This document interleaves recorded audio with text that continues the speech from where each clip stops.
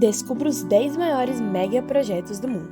Prepare-se para uma viagem incrível pelo mundo dos megaprojetos mais extraordinários. De cassinos deslumbrantes a cidades futuristas, você verá o que o dinheiro e a imaginação podem construir.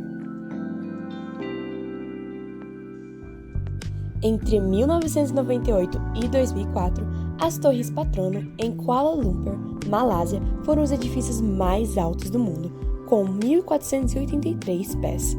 Os Gêmeos da Malásia estavam apenas 33 pés mais altos que o Sears Tower, em Chicago, que então se tornou o segundo edifício mais alto do mundo, ou talvez o terceiro. As Torres Patrono sustentaram esse título até a construção do Taipei, em Taiwan.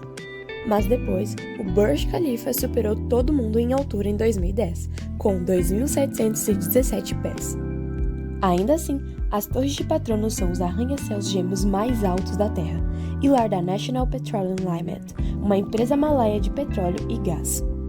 O arquiteto argentino-americano Cesar Pelli optou por um estilo pós-moderno distinto, com o objetivo de construir um ícone do século XXI para Kuala Lumpur. Vendo que o Islã é a religião oficial da Malásia, Pelli combinou com os princípios da arquitetura e do design muçulmano para criar uma estrutura que transbordava a cultura da Malásia. Em meados dos anos 2000, Singapura decidiu participar dos Jogos de Cassino, na esperança de impulsionar o turismo e aumentar sua economia. No final, Las Vegas Sands, proprietária do Venetian Casino Resorts em Vegas, ganhou o primeiro de 2 lugares graças à sua visão de um complexo de jogos de azar de 3,2 bilhões de dólares, um distrito de entretenimento chamado The Marina Bay Sands. Eles investiram quase 4 bilhões de dólares no projeto, além dos 1,2 milhão de dólares pagos pelo local de 6 milhões de pés quadrados.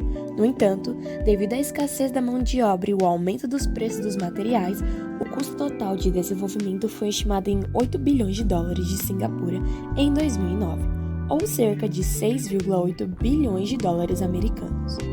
Hoje, o Marina Bay Sands possui um hotel com 2.500 quartos e um centro de convenção de 1,3 milhões de pés quadrados, um shopping, um museu e vários restaurantes de chefes famosos, incluindo 2 Wolfgang Puck.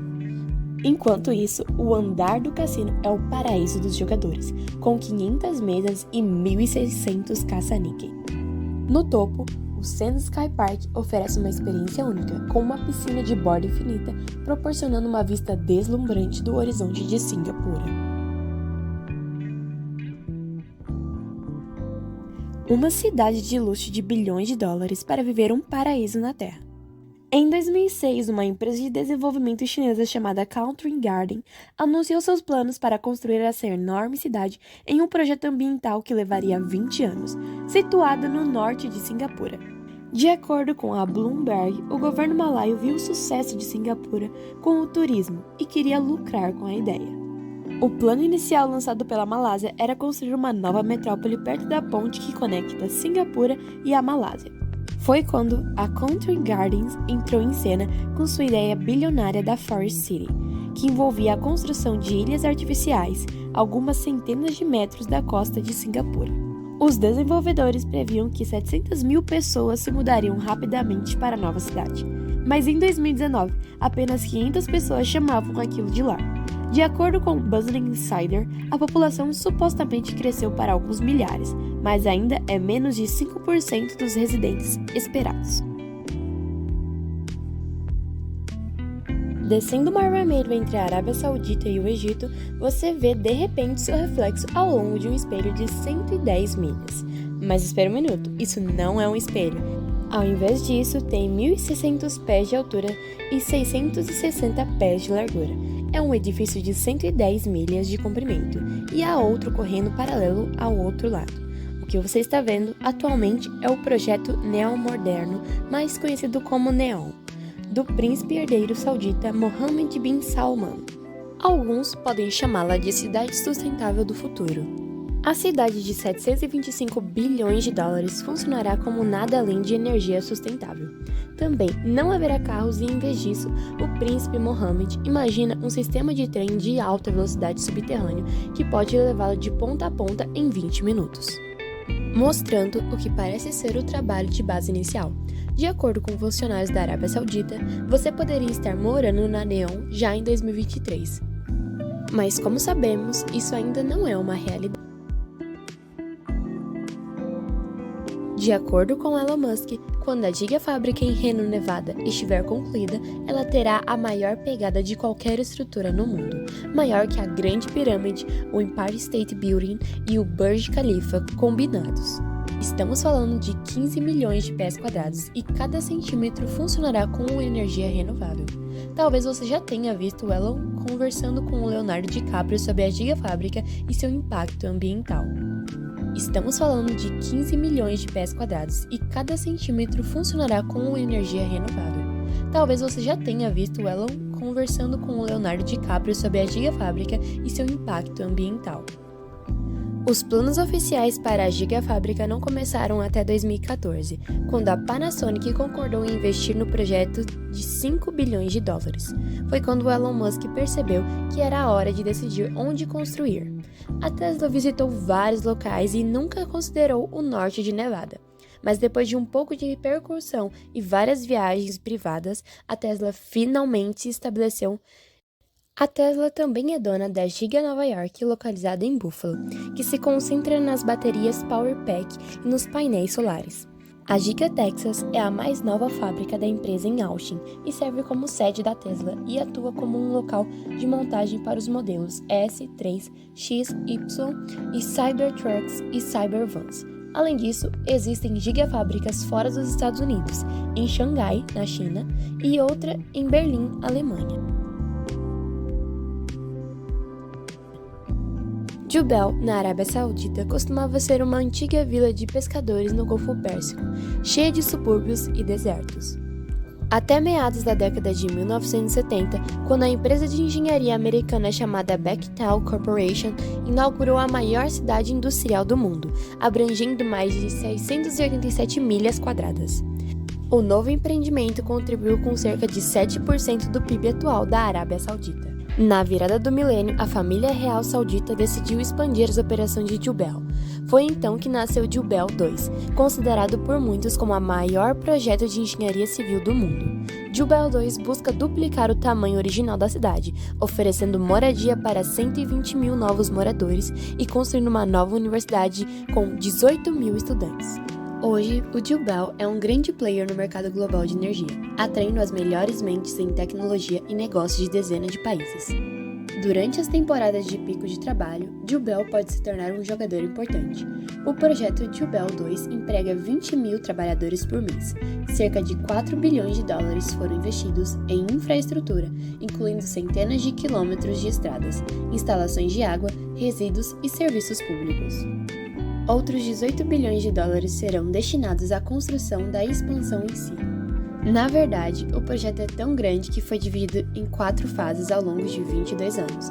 O cronograma atual prevê a conclusão do Jubel 2 até 2024, mas veremos se os contratempos relacionados à pandemia adiarão essa data de conclusão. Se você assistiu às finais da Copa do Mundo de 2022, poderá reconhecer a Lusail Stadium como a maior do Oriente Médio. O governo do Catar construiu a Lusail e 7 outros estádios especificamente para a Copa do Mundo, custando cerca de 6,1 bilhões de dólares. Alguns especialistas estimam que o Catar gastou cerca de 200 bilhões de dólares ao longo de 12 anos para fazer a Copa do Mundo acontecer. De acordo com a Bloomberg, uma parte desse investimento foi para a construção da cidade de Lusail, um mega projeto que custa cerca de 45 bilhões de dólares. A área ainda é um deserto quando o Catar ganhou a candidatura da Copa do Mundo em 2010. Eles queriam terminar antes do evento, mas segundo o escritor da ESPN, Mark, a cidade parece mais como uma cena distópica, saída diretamente de um filme de Christopher Nolan. Quando estiver pronto, espera-se que Lusail abrigue cerca de 450 mil pessoas, incluindo 250 mil residentes, 190 mil trabalhadores de escritório e 60 mil funcionários de varejo. Um dia, todos eles poderão desfrutar do Aquatar, o maior parque aquático do mundo, considerado a joia da coroa dessa cidade artificial. Um dos principais afluentes do Nilo é uma tábua de salvação para o nordeste da África. Ele foi para o norte do Lago Tana, na Etiópia, atravessando o Sudão e chegando ao Egito, percorrendo cerca de 1.600 milhas até a Jusante. No início de 2010, a Etiópia anunciou planos para construir uma barragem de 5 bilhões de dólares no Nilo Azul. O projeto passou por diversas mudanças de nome, sendo inicialmente chamada de Barragem do Milênio, até os construtores finalmente decidirem pelo nome de Grande Barragem do Renascimento Etíope, ou GERD. Resumidamente, o objetivo do GERD era fornecer eletricidade abundante para a Etiópia, um país que antes do GERD via 60% de sua população vivendo na escuridão. Idealmente, o GERD produzirá tanta energia que a Etiópia poderá vender eletricidade para países vizinhos como o Sudão e Egito. A barragem deveria ser inaugurada em 2017, mas as disputas entre Etiópia e Sudão e Egito continuaram paralisando o projeto. O Egito depende fortemente do rio Nilo e acredita que o GERD irá limitar significativamente a quantidade de água disponível quando chegar ao Cairo, mas a Etiópia discorda disso. Enquanto isso, o Sudão está no meio do conflito.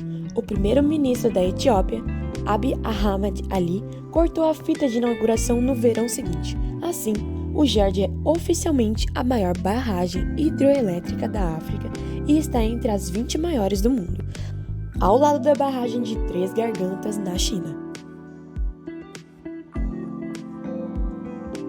Em janeiro de 2008, o Reino Unido decidiu expandir suas capacidades de energia nuclear. Após algumas negociações e discussões orçamentais, a ideia da Hinkley Point C nasceu, juntando-se às fileiras dos pontos Hinkley A e B. Enquanto a Hinkley B era a usina nuclear mais produtiva, foi fechada em agosto de 2022, devido à idade avançada. Felizmente, os planos para a Hinkley Point C já estavam em andamento e agora o projeto tem um custo estimado de 25 bilhões de libras. No entanto, nem sempre foi tão caro. A EDF, uma empresa francesa de energia, lidera o projeto. Eles inicialmente planejavam abrir e operar a planta até 2025, mas vários contratempos e a pandemia global continuaram adiando a data de conclusão. De acordo com a BBC, o número limitado de trabalhadores permitidos no local durante a pandemia custou ao projeto mais de 500 mil de dias de trabalho crítico entre 2020 e 2021. Quando estiver pronto, a Hinkley Point C, com sua unidade de reator duplo, será capaz de produzir 3.200 megawatts de energia de baixo carbono pelos próximos 60 anos. Em comparação, uma usina de carvão típica produz apenas 600 megawatts de energia. Segundo a EDF, a Hinkley Point C fornecerá energia limpa suficiente para abastecer 6 bilhões de residências até a década de 2080. O rio Yangtze é o coração e a alma da China. Quase um terço da população, cerca de 400 milhões de pessoas, vive ao longo da bacia hidrográfica de seus afluentes. No entanto, nas regiões mais ao norte da China, industrializadas e áridas, enfrentam-se os rios secos e acesso restrito à água há muito tempo. Foi então que, na década de 1950, lançou a ideia de um enorme projeto de engenharia que poderia resolver o problema de água na China em poucos anos. A ideia era construir 3 sistemas de canais, um no leste, um no oeste e um no meio. No entanto, disputas políticas e polêmicas mantiveram o projeto na fase de planejamento por cerca de 50 anos. A construção finalmente começou em 2013 e espera-se que leve mais 50 anos para ser concluída, com um custo estimado de 62 bilhões de dólares, mais que o dobro do custo das Três Gargantas.